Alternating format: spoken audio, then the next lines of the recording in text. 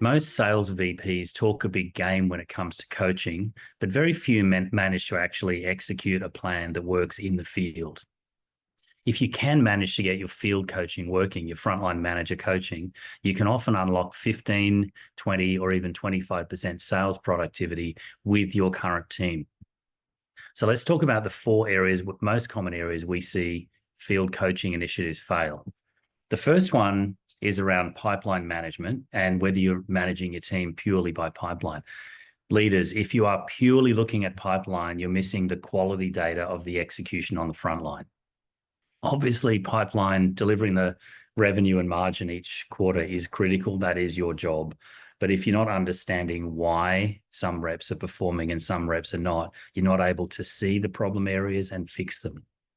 So look at pipeline by all means. Be all over it with Power BI and Tableau and any other tools you've got, but give yourself some visibility to the quality of work on the front line. The second problem we see is a misunderstanding of the role of the frontline manager.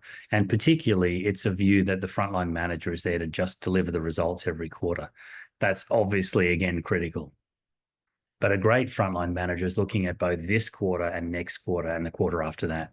So they should be focused not only on revenue, but on productivity growth with their reps. Their remuneration and the messaging they get from you as a sales leader should reflect the fact that growing the capability of 2 or 3 of their team of 8 will actually be rewarded financially. So maybe think about putting some commissions, not just on revenue, but on revenue growth and productivity. The third piece that we see overlooked is we see an overinvestment in some of the account planning and deal prep tools and an underinvestment in what we would think of as basic selling skills. Your pipeline is ultimately limited in velocity by the ability of your frontline salespeople to plan for and execute the most important client-facing meetings. Your best salespeople will tend to be very good at that naturally, but your mid-pack performers will take more meetings to close a deal, and every single meeting they have is a chance to lose the deal. So moving through in more steps reduces both your revenue, your pipeline velocity, and your win rate. So don't overinvest in overly complicated tools for deal prep. If I'm not able to engage clients effectively, I'm probably populating your blue sheet with garbage anyway. So have it, but invest time in basic block and tackling skills. Even experienced enterprise sales reps can always sharpen their axe. And the last thing to think about is giving your frontline managers the tools they need to succeed as coaches. The transition from being an individual contributor to being a frontline manager is one of the hardest in sales.